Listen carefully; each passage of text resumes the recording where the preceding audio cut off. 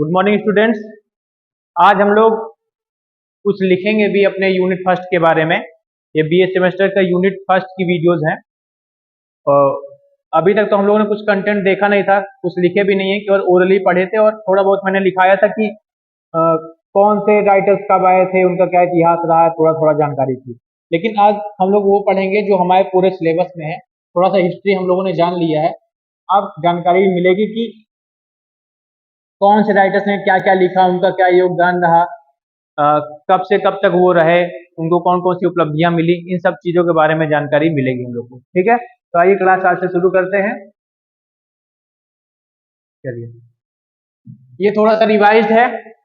ये आपका चैप्टर का नाम है an introduction to Indian writing in English. जो इंडियन राइटर्स है उन्होंने इंग्लिश में क्या योगदान दिया था, उसके बारे में हम लोग पढ़ेंगे।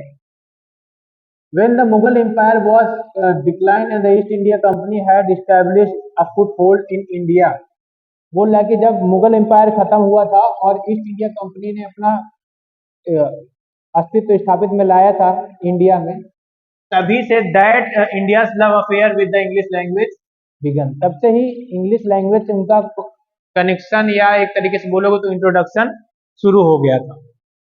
English was the language of communication for the military during this period. उस समय पे केवल जो मिलिट्री वाले लोग थे वो लोग ही इंग्लिश लैंग्वेज का यूज करते थे। Thus, by the mid-19th century, the objective and the goals of the teaching English were very clearly outlined. 20वीं शताब्दी के बीच में जो इंग्लिश लैंग्वेज का जो गोल थे, मतलब एक पर्टिकुलरली फिक्स था कि कुछ ही जगहों पे यूज होती थी, हर जगह पे यूज नहीं होती, सबका इंटरेक्शन नहीं था इंग्लिश लैंग्वेज से। During the remainder of colonial rule, there were a few landmarks in development of English such as, तो जो कॉलोनियल रूल था, मतलब जब अंग्रेज आए थे, वो लोग जब अपने रूल्स लगा रहे थे इंडिया पे, उसी को बोलते हैं कॉलोनियल रूल्स। उस समय पे उन्होंने इंग्लिश की बढ़ोतरी के लिए कुछ स्टेप्स उठाए। उसमें से पहला स्टेप ये था कि इन 1857 universities was establish in Kolkata, Mumbai and Chennai.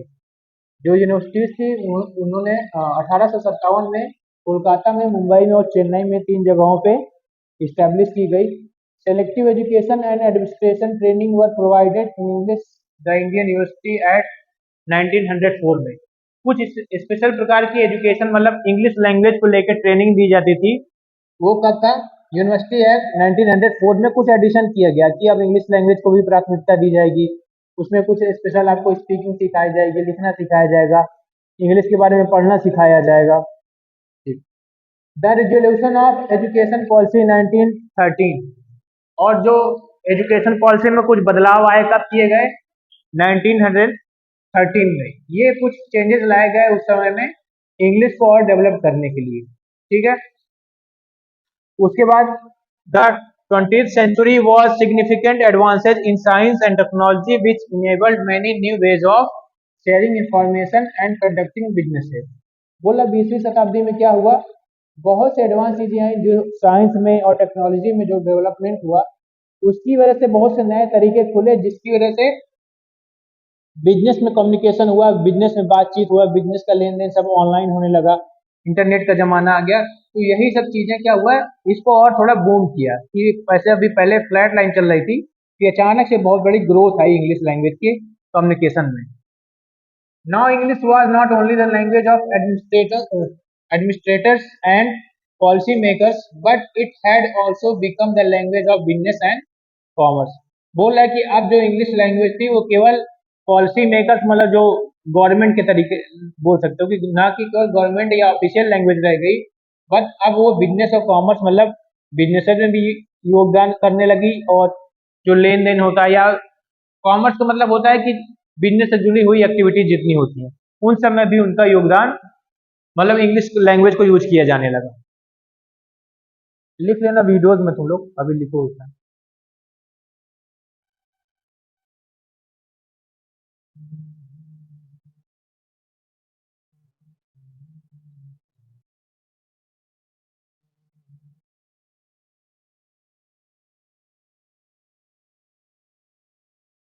चलो, एक पॉइंट और है, एक इस बेस पे क्वेश्चन भी दिया हुआ है कि English is also the official language of the eastern Indian states Meghalaya and Nagaland. दो जगहों की इंग्लिश लैंग्वेज ऑफिशियल लैंग्वेज भी है इंडिया में। Rise of Indian writing English. अब इंडियन राइटिंग का जो राइज कैसे हुआ, अभी तो इंग्लिश आई थी, जो इंडियन राइटर्स थे उनका राइज कैसे हुआ वो देखते हैं। Indian English literature is a sincere effort of showcase the ever James of Indian writing in English. बोला कि जो इंडियन इंग्लिश लिटरेचर है, जो इंग्लिश में इंग्लिश का जो इंडियन साहित्य है उसका बहुत बड़ा योगदान रहा है इंडियन इंग्लिश में। ठीक है, सिंसियर एफर्ट ऑफ शोकेस मतलब एक तरीके से बोल सकते हो कि बहुत अच्छा योगदान रहा है इंडियन राइटर्स का भी इंग्लिश लिटरेचर में। ठीक है, poets, novelist, essayist and dramatist from India have made significant contributions. तो इन लोगों ने भी बहुत अच्छा योगदान दिया है इंग्लिश लैंग्वेज में। Their works reflected and deliberated on wide range of resources such as nationalism, freedom struggle, social religion, individual consciousness and so on. तो जो इंडियंस के लिखने के जो टॉपिक्स थे वो कौन कौन से थे?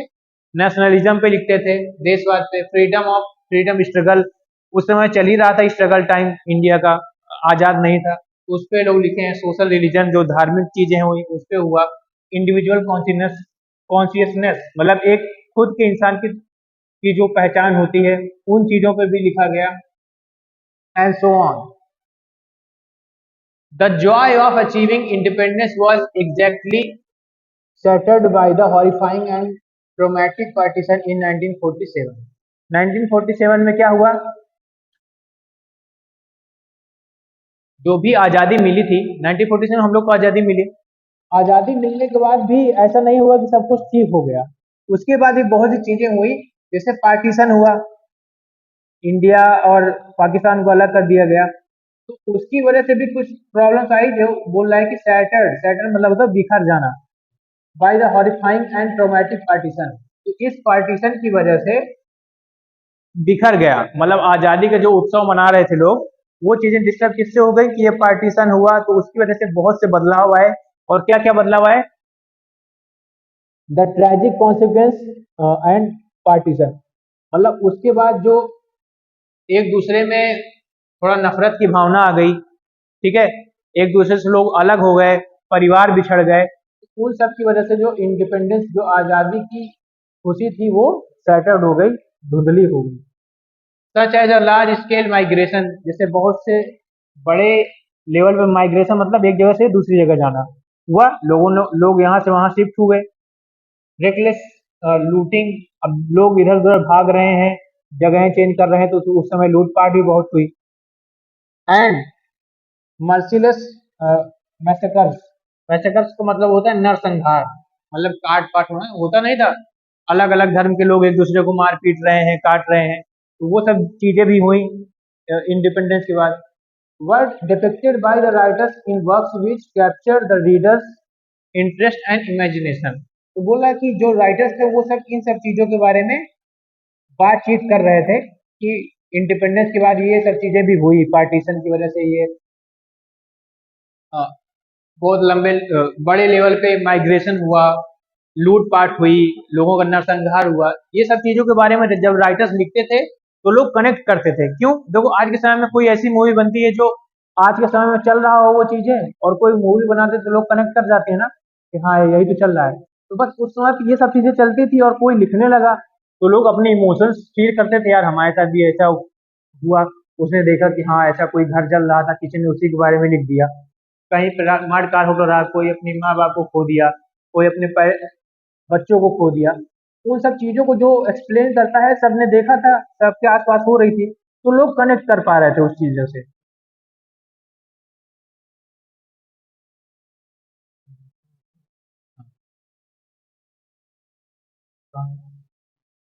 In their works which capture the readers interest, तो जो पढ़ने वाले थे उनका इंटरेस्ट वो लोग कैप्चर कर पा रहे थे, क्योंकि ये सब चीजें हो रही थी उस समय में और उन्हीं चीजों के बारे में वो लोग लिख रहे थे।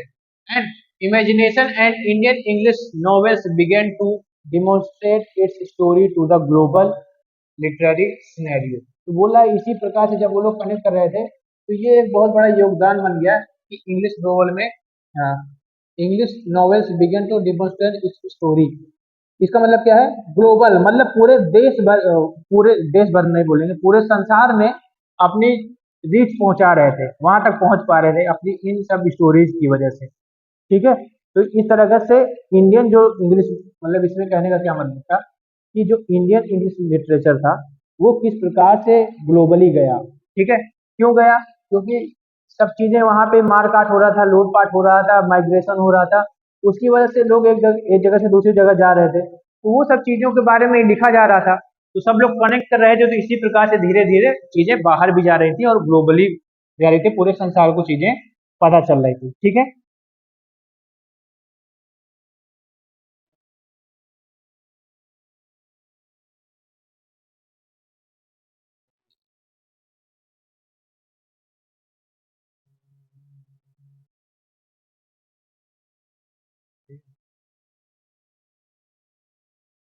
चलो, ये तो हुआ इंग्लिश की जर्नी क्या थी, इंडियन राइटर्स कैसे ग्रो किए। अब कौन कौन से इंडियन राइटर्स थे जिन्होंने योगदान दिया, काफी इंपॉर्टेंट जो हमारे सिलेबस में है, उनके बारे में पढ़ेंगे। उसमें से पहले नंबर पे आते हैं श्री अरबिंदो। ठीक है। इनकी जर्नी देखते हैं क्या रही। श्री अरबिंदो बॉर्न अगस्त 15 1872 कलकत्ता, नाउ कोलकाता। जो अरबिंदो जी थे, उनका जन्म कब हुआ? 15 अगस्त को 1872 में। कहाँ पे? कलकत्ता में। ठीक है। अब उसको कोलकाता कहते हैं, पहले एक क्या था? कलकत्ता, इंडिया में। ठीक। डाइड December 5 1950, और 5 दिसंबर 1950 को ये इनकी इनका देहांत हो गया।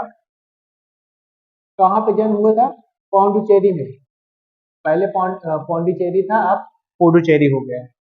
वॉज अ योगी, तो बोल रहे हैं कि उनका जन्म यहाँ पे हुआ, मृत्यु यहाँ पे हो गई। कहाँ पे? पौंडीचेरी में। वॉज अ योगी, योगी थे। सीयर का मतलब होता है जो भविष्य को देख सके। ठीक है। भविष्य को देख सके मतलब विजुअली नहीं, मतलब एक इमेजिन कर सके, हाँ ऐसा देश होगा हमारा। फिलोसफर थे, पोएट थे, और Indian nationalist who propounded a philosophy of divine life on earth through spiritual evaluation. मतलब ये थोड़ा भक्ति भाव वाले इंसान थे। ठीक है। भक्ति भाव मतलब भगवान में मानते थे, डिवोशन में मानते थे, शक्ति में मानते थे, तो उन सब चीजों के बारे में बातचीत करते थे। ठीक है। और बिंदोज education began in a Christian convent school in Darjeeling. कहाँ पे शुरू हुई उनकी एजुकेशन? दार्जिलिंग में शुरू हुई। कहाँ? अ क्रिश्चियन कॉन्वेंट स्कूल में। वाइल स्टिल अ बॉय, जब वो बच्चे ही थे, he was sent to England for further schooling, तो उनको इंग्लैंड भेज दिया गया आगे की स्कूलिंग के लिए, आगे की पढ़ाई के लिए। He enter the university of Cambridge, उन्होंने कैम्ब्रिज यूनिवर्सिटी में इंटर किए। Where he became proficient in two classical and several modern languages. उन्होंने दो क्लासिकल लैंग्वेजेस सीखी और कुछ यूरोपियन लैंग्वेज, मतलब अदर कंट्रीज के भी लैंग्वेज को सीखी। कहाँ पे सीखा उन्होंने? यूनिवर्सिटी ऑफ कैम्ब्रिज में। After returning to India in 1892, 1892 में जब वो इंडिया वापस आए, he held various administrative and professional post in Baroda and Calcutta. Baroda और कलकत्ता में उन्होंने बहुत से पोस्ट पे काम किया। ठीक है। Turning to his native culture, he began the serious study of yoga. फिर उन्होंने अपने देश के कल्चर के तरफ टर्न लेते हुए, क्योंकि अभी बाहर गए, वहां पे कई लैंग्वेजेस सीखी, कई कल्चर सीखे, लेकिन अब जब इंडिया आ गए तो इंडिया के कल्चर को वो बढ़ाना चाहते थे, तो बोले कि वही अपने अपने देश के कल्चर की तरफ मुड़ते हुए उन्होंने he began to serious study of yoga, उन्होंने योगा के बारे में बहुत सीरियस स्टडी की। एंड इंडियन लैंग्वेजेस, और इंडियन भाषा के बारे में, जो भी भाषाएं बोली जाती थी, इंक्लूडिंग क्लासिकल संस्कृत, यहाँ तक कि उन्होंने क्लासिकल संस्कृत भी सीखी। From 1902 to 1910 Aurobindo partook in struggle of free India from the British Raj. अब उस समय में देश हमारा गुलाम भी था। ठीक है। उन्होंने 1902 से लेके 1910 तक में इसमें भी भागीदारी की कि अपने देश को आजाद कराना है, उसमें भी उनका योगदान रहा ब्रिटिश राज में। As a result of his political activities, और उन्होंने वो, क्योंकि वो पॉलिटिकली एक्टिव हो गए थे, क्योंकि भाई देश को आजाद कराना है तो लोगों के बीच में जाना पड़ेगा, आपको कुछ चीजें बोलने भी पड़ेंगी। तो उसमें पॉलिटिकल एक्टिविटीज में इन्वॉल्व होने के कारण ही वॉज इम्प्रिजन इन 1908, 1908 में उनको जेल में भी डाल दिया गया। इम्प्रिजन मतलब जेल में डाल देना। 2 years आफ्टर लेटर ही फ्लेड ब्रिटिश इंडिया, और 2 साल बाद वो ब्रिटिश इंडिया से भाग गए, मतलब उनके कैद से भाग गए। And found refuge in the French colony of Pondicherry in south eastern India. वो कहाँ चले गए? उन्होंने वहां पे जाके शरण ले ली, कहाँ पे? पौंडीचेरी में। और जगह का नाम है फ्रेंच कॉलोनी में। जा फ्रेंच कॉलोनी में जो पौंडीचेरी में थे, वहां पे जाके उन्होंने शरण ले ली। Where he develop devoted himself for the rest of his life to the development of his integral yoga. वहां पे उन्होंने अपनी पूरी लाइफ को, आगे जो भी बची हुई थी, उसको योगा के लिए डेडिकेटेड कर दिया कि मैं योगा सीखूंगा, सिखाऊंगा लोगों को, और उसको बड़े लेवल पे बढ़ाऊंगा। Which was characterised by the holistic approach, और जिसको उन्होंने हर तरीके से अप्रोच किया। And its aim to fulfilled and spiritually transform life on earth, जिसने लोगों के, जो धरती पे लोग हैं, उनकी लाइफ को स्पिरिचुअली, मतलब अध्यात्म की तरफ ले जाने में योगदान दिया।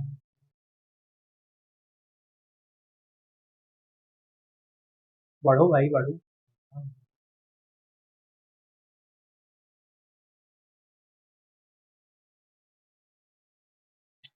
जब वो पौंडुचेरी चले गए, he in Pondicherry he founded a community of spiritual seekers. उन्होंने आध्यात्मिक ग्रुप बनाया, which took shape as the Sri Aurobindo ashram in 1926, जिसने 1926 में अरबिंदो आश्रम के नाम से फेमस हो गया। ठीक है। In that year the interest interested the work of guiding the seekers to his spiritual collaborator Mirra Alfassa. तो हाँ, उनकी एक instructed by the work of guiding seekers, उन्हें एक मतलब एक लेडी से मुलाकात हुई वहीं पे, जो उनके काम से बहुत प्रभावित थी और उनको आध्यात्म की ओर ले जाने में मदद की। वो कौन थी? मीरा अल्फासा। ये जो इनका आश्रम था, इन्होंने ही आगे जाके चलाया था इसको। ठीक है। कब चलाया था? इनका ये ड्यूरेशन था 1878 से 1973 तक। नाम था Mirra Alfassa. Who was called the mother in the ashram. Ashram उनको माँ कह के बुलाया जाता था। द आश्रम eventually attracted seekers from many countries through out the world. जो आश्रम था वो बहुत से लोगों को अट्रैक्ट करता था, अलग अलग कंट्रीज के, अलग अलग देश के, अलग अलग कंट्रीज के लोगों को बहुत आकर्षित करता था ये आश्रम। ठीक। यहाँ पे ग्रुप अच्छा था, यहाँ पे योगा होता था, अध्यात्म की बातें होती थी, इस वजह से लोग इंस्पायर होकर यहाँ पे आते थे। अब औरबिंदो जी के बारे में उन्होंने क्या क्या लेख लिखे थे, क्या लिटरेचर में उनका योगदान था, उसके बारे में देख लेते हैं। औरबिंदो's voluminous literary output comprises philosophical speculation, many treatises on yoga and integral yoga, poetry, plays and other writings। उन्होंने योगा पे पोएट्री भी लिखी, और योगा, इंटीग्रल योगा पे लिखा, पोएट्री भी लिखी, प्लेज लिखे बहुत से। प्लेज का मतलब जैसे एक्ट नहीं होते हैं, वो लिखे। एंड अदर राइटिंग, और बहुत कुछ लिखा उन्होंने। In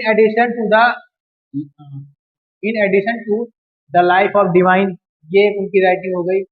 his major works include essays on the Gita, Gita पे भी उन्होंने लिखा है। Collected poems and plays. कुछ पहले के राइटर्स क्या करते थे, उनके अगर कुछ पोएम्स वगैरह रख दिया गया तो एक ही साथ उनको कलेक्ट कर दिया जाता था और उनको नाम दे दिया जाता था। तो वही था कि कुछ कलेक्टेड पोएम्स और प्लेज भी थे जो एक साथ लिखे गए। द सिंथेसिस ऑफ योगा, 1948 में इन्होंने ये बुक लिखी। द ह्यूमन साइकिल, इसके बारे में लिखा। The ideal of human unity, ये 1949 में ये लिखा। सावित्री, ये नाम सुने होंगे आप, Savitri a legend and a symbol, ये इनकी बड़ी फेमस राइटिंग थी। एंड ऑन द वेदा, और इन्होंने वेदा भी लिखा था। ये बुक्स हैं कुछ इनकी। एसेज ऑन द गीता, ये जो योगा पे लिखे थे उन्होंने बुक, ये है वो। Savitri a legend and a symbol, ये बुक है। तो इनके ये कुछ लिटरेचर में योगदान थे, इन्होंने कुछ इन चीजों को लिखा था। ठीक है। लिखना है क्या? चलो, अब इनको कुछ प्राइज भी मिले थे, ठीक है। He was nominated for the Nobel prize in literature in 1903 and Nobel peace prize in 1954 his literary work. वो नॉमिनेट किए गए थे नोबेल प्राइज के लिए, कहाँ? कहाँ पे? 1903 में। एंड नोबेल पीस प्राइज के लिए भी नॉमिनेटेड थे 1954 में इन लिटरेरी वर्क। नॉमिनेटेड थे मतलब मिला नहीं था इनको, लेकिन इनका नाम गया था। जैसे इंडिया में जाती है ना मूवीज ऑस्कर के लिए कि ये मूवी नॉमिनेटेड है, जरूरी नहीं है कि मिले, लेकिन नाम भी जाना एक बड़ी चीज होती है, ठीक है। सेलेक्ट होना हो तो एक ही दो लोगों को मिलता है ना, लेकिन आपका नाम जाता है वो ही काफी है। तो ये नॉमिनेटेड हुए थे नोबेल प्राइज के लिए और नोबेल पीस प्राइज के लिए। Sri Aurobindo is not a poet, he is a brand of modern Indian poet. There is no doubt Indian English literature is highly indebted to Shri Aurobindo. ये अनीता देसाई जी हैं, ये भी एक राइटर ही हैं। उनके द्वारा औरबिंदो जी के बारे में ये लिखा गया है कि वो केवल ऐसा नहीं था कि एक कथन बस है, वो पूरा एक ब्रांड है। उन्होंने काफी अच्छा योगदान दिया था इंग्लिश इंडियन लिटरेचर में। इनके बारे में इतना ही है। अब हम लोग नेक्स्ट वीडियो में देखेंगे अगले राइटर के बारे में कि उनका क्या योगदान था, ठीक है। आज की क्लास यहीं